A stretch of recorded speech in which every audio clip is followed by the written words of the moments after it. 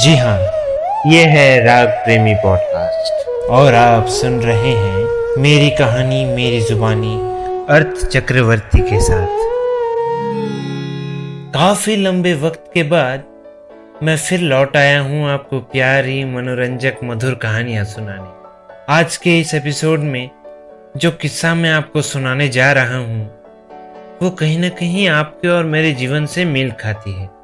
तो पेश है आज के इस कहानी का शीर्षक शुक्रिया बरसात। लड़कपन में लगभग सभी के जिंदगी में एक वक्त ऐसा आता है जब दिल और जहन में अजब सी हलचल मची हुई होती है और कुछ ऐसी अनुभूतियां महसूस होती हैं जिसे हम पहली मोहब्बत समझते हैं, लेकिन कई दफा ये सिर्फ मामूली सा इन्फैचुएशन या आंखों का मोह मात्र बनकर रह जाता है। यूं ही अमर की जिंदगी में भी कुछ हलचल सी होने लगी थी जब वो क्लास 10th में हुआ करता था।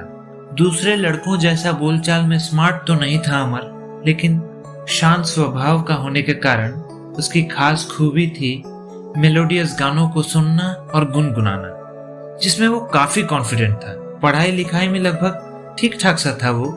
दूसरे सेक्शन वाली स्मृति से वो आंखें चुराया करता था क्योंकि वो उस भोली सी दिखने वाली लड़की पे अपना दिल क्लास 9 से जो हार बैठा था। लड़कों को उसके इर्द गिर्द देखकर अमर का मन अक्सर बैठ जाता, जो स्वाभाविक सी बात है। कभी बात नहीं कर पाया था उससे अमर, बस कभी कभी इस क्लास से उस क्लास नोटबुक्स कलेक्ट या डिस्ट्रीब्यूट करते वक्त एक दो शब्द की अदला बदली हो जाया करती थी। तो किस्सा कुछ यूं है। दिसंबर का महीना, स्कूल के आखिरी कुछ दिन बचे थे। उसके बाद फेयरवेल और फिर फरवरी से मार्च तक होने वाले बोर्ड एग्जाम्स की तैयारियों के लिए 1 महीने छुट्टी पड़ने वाली थी। वो शुक्रवार का दिन था और सर्द मौसम होने के बावजूद कुछ ज्यादा ही ठंड पड़ी हुई थी। सूरज महाशय का तो कोई अता पता ही नहीं था।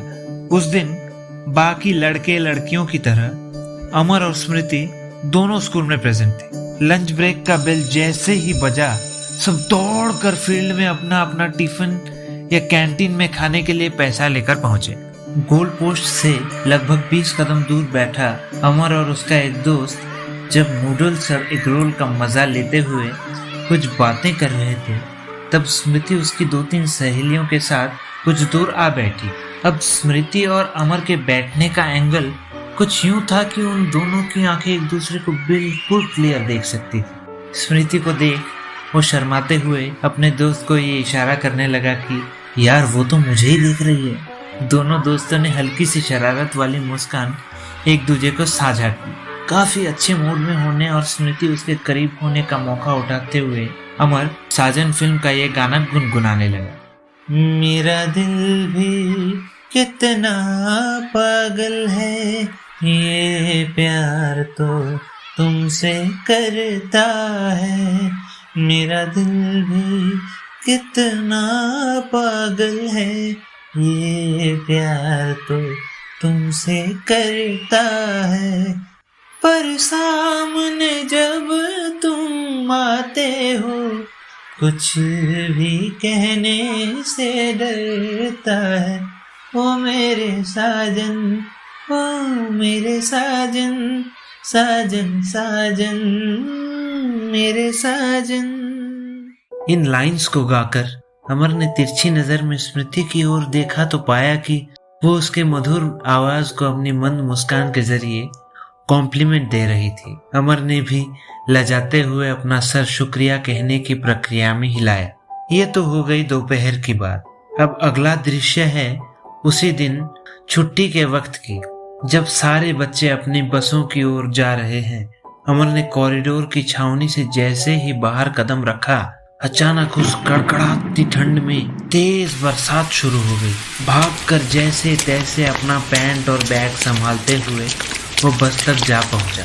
अपनी सीट में बैठकर उसे पता चला कि स्मृति जिस बस में आती है वो आज नहीं आ पाने के कारण उस बस के बच्चों को बाकी बसों में एडजस्ट किया जा रहा था। अपना मुंह और हाथ रुमाल से पोंछते पोंछते करीब 5 मिनट बाद उसने देखा कि उसके बस की लगभग सारी सीट्स भर चुकी थी और सिर्फ वो अकेला बैठा था दाहिनी ओर विंडो सीट पर। गोद में लिए हुए बैग को वो अपनी बाजू वाली सीट में रखने ही जा रहा था कि उसकी नज़र पड़ी स्मृति पर, जो हाँफते हुए उसके बस में चढ़ी। स्मृति ने ज़रा सांस ली और नज़र घुमाई तो देखा कि सिर्फ अमर के बाजू वाली सीट खाली थी।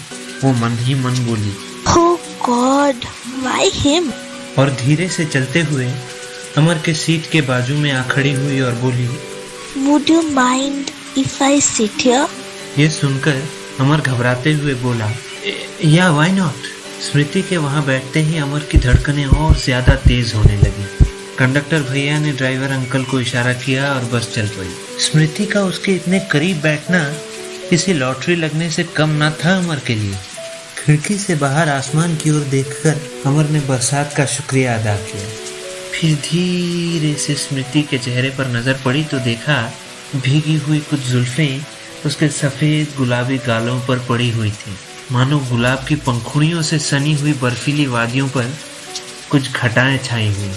स्मृति की प्राकृतिक खूबसूरती और मौसम की खुशनुमाई दोनों आज अमर की आंखों के सुकून का कारण बन रही थी। यूं एक टक उसकी सूरत को निहारता हुआ पाकर स्मृति ने फट से पूछा, कुछ कहना चाहते हो क्या? नहीं, मैं तो बस यूं ही। By the way, अमर, आज ब्रेक में काफी अच्छा गाया तुमने। Loved it. थैंक्स स्मृति, जानकर अच्छा लगा कि तुम्हें मेरी आवाज़ पसंद आई। एक बात कहूँ? हाँ, कहो ना। तुम आज कितनी प्रिटी लग रही हो यार। Oh, that's so sweet of you, अमर। ये कहकर वो जरा मुस्काई और फिर कहीं और देखने लगी।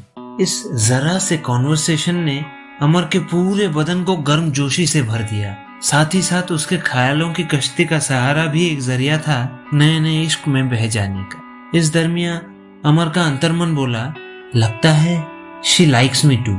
लेकिन स्मृति के इस काइंडनेस को प्यार समझने वाला भोला भाला अमर अपने ही मन के इस अंतर्जाल में उलझता जा रहा था। लेकिन वो कहते हैं ना, पहला प्यार जितना सुख और उल्लास देता है वो अगर दो तरफा न हो तो बेहद दर्द भी देता है। कुछ और बातें करने की उत्सुकता में अमर ने धीरे से स्मृति के ब्लेजर पर अपनी उंगलियां रखकर उसका ध्यान अपनी ओर खींचा और बोला, तुम इंस्टाग्राम चलाती हो? अपना यूजर नेम दो ना। वो बोली, हाँ, एक सेकंड देती हूँ। ये कहकर उसने अपने बैग से पेन निकाला और अमर की हथेली पर इंस्टा आईडी लिख दी। अमर ने बड़ी सी मुस्कान दी और कहने लगा, शाम को कितने बजे फ्री रहती हो स्मृति? स्मृति अब कुछ कुछ खिजाते हुए बोली, ज्यादा ऑनलाइन नहीं रहती हूँ। It depends actually. Oh okay, not an issue. इसके अगले 10 मिनट तक दोनों में कोई बातचीत नहीं हुई और देखते देखते स्मृति का स्टॉप आ गया। वो उठने लगी तो दोनों ने इशारों में एक दूसरे को अलविदा कहा और बस फिर चल पड़ी। उस रात लगभग 9 साढ़े 9 बजे के आसपास अमर बायोलॉजी रिवीजन करके अपना फोन हाथ में लिए हुए था। इंस्टा पे उसने ऑलरेडी अपनी दिलरुबा यानी स्मृति को फॉलो रिक्वेस्ट भेजा हुआ था। एक्सप्लोर पेज स्क्रॉल करते करते अचानक स्मृति को भेजे हुए फॉलो रिक्वेस्ट एक्सेप्ट और फॉलो बैक का नोटिफिकेशन अमर के फोन में ब्लिंक हुआ।